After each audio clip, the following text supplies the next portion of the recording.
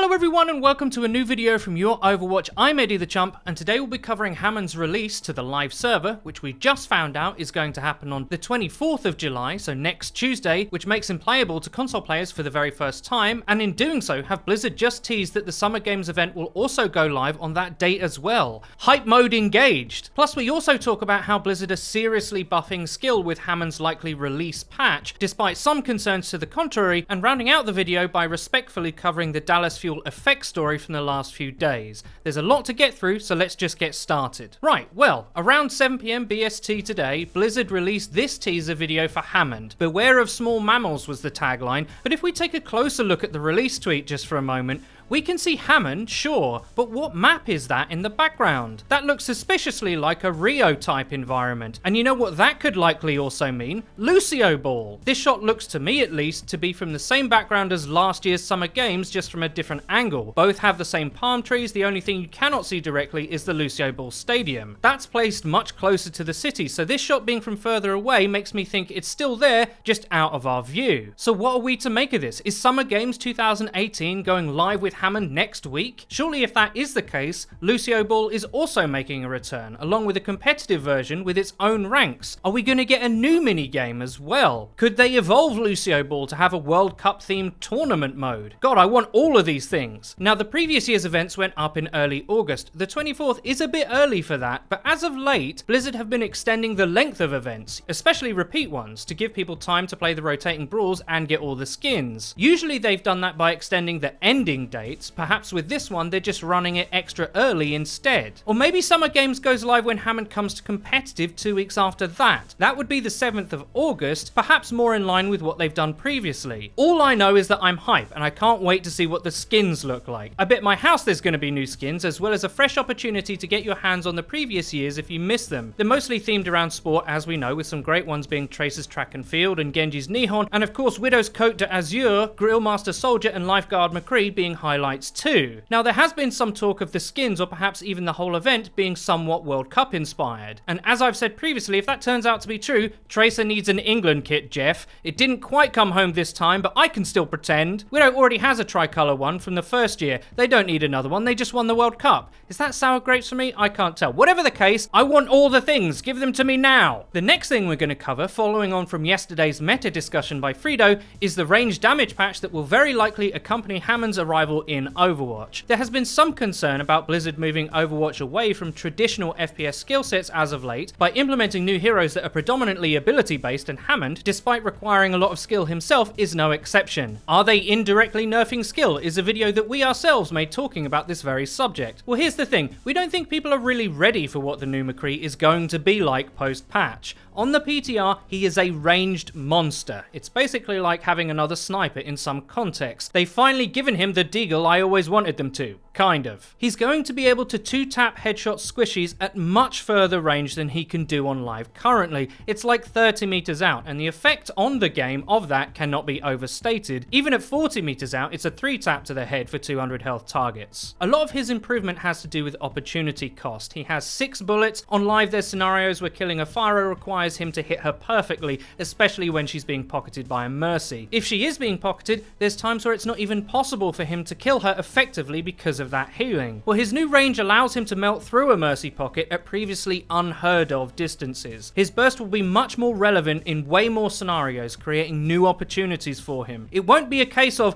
unless you hit a hero perfectly with him, the damage you do won't matter. People are going to need to seriously adjust to what is and isn't a safe peak against him. There will be a lot of times where you see him and it could be dink dink, you're dead. It'll feel a lot like Hanzo does right now, and that's before damage amp or discord. McCree has been adjusted to deal with all the craziness Hammond brings with him, but in doing so, they've created another hero who, if you don't dive and get on top of, like how Widow currently works, will utterly destroy you. He is truly going to be one of the very best duelist DPS heroes in the game, and he still has his flashbang insta-kill for up close. Blizzard, I think, are well aware of the ability versus skill creep in Overwatch and how much Hammond might contribute to that, and they've taken major steps to try and address it. There'll now be 3 heroes in McCree, Widow and Hanzo who essentially represent represent the idea of, got skill? Well, carry then. In reality, both playstyles, skill and MOBA-esque cooldowns, are getting much more devastating and severe, because if Blizzard don't do that, one will win out for sure. This might affect various levels of the game differently too. At the highest peaks, we might be locked into a skill shot carry meta when this goes live, but isn't that kind of what we want? Some pros don't like that. Some see the current pro patch as whoever has the better Widow wins. That's kinda true, but you do still have to set a Widow up. London recently had to pull off loads of team synergy just to get Birdring into the right positions in their match against the Gladiators. True, he hit some impossible shots of his own, but it's not purely mechanics based. All the other skill sets were still relevant. Lower down the ladder, the cooldown heavy characters and comps might come to dominate. Is any lower level 6 stat going to have the skill required to break a Goats comp or triple dive tank all focusing one thing? Probably not. You could most likely get away with comps like Goats all the way up until Diamond, but beyond that, these skill shot carry heroes are going to start picking you apart, and McCree, I'm very happy to say, will be one of the biggest reasons why that's true. I guess what we're saying is, prepare yourself, the sheriff is back in town. Next up is a bit of a sad story that sparks a larger debate. The Dallas Fuel DPS player Effect has been missing from the roster for quite a while, since well before Stage 4. The reason for this has been attributed to general stress and burnout, and fans have been following his story mostly out of concern and a wish to see him compete again. He was a very popular player on one of the most high profile teams. Well, in recent days, Effect himself streamed on Twitch to talk about the problems he's been facing. Now, I'm going to try and be very respectful and considerate when talking about this, because despite streaming his thoughts publicly in Korean, Effect also didn't want what he said translated into English. So in respect to his wishes, I'm not going to talk about what he said directly or show the summarized translations. I will say in brief terms, the mental pressures of being a pro had serious real life consequences for him, both inside and outside of the game, and I'll leave it at that. I think I speak for most fans when I say, I hope he finds a way to be happy, whether he returns as a pro or not. Now, the reason I bring this up is, he's not the only pro or community member to talk about player burnout. In fact, there's now quite a famous clip of Seagull talking about this issue, which I'll just play for you now. My response to the question, how demanding is Overwatch League? I have never wanted to quit Overwatch as hard as I did Overwatch League Season 1. And that is why I'm so burned out.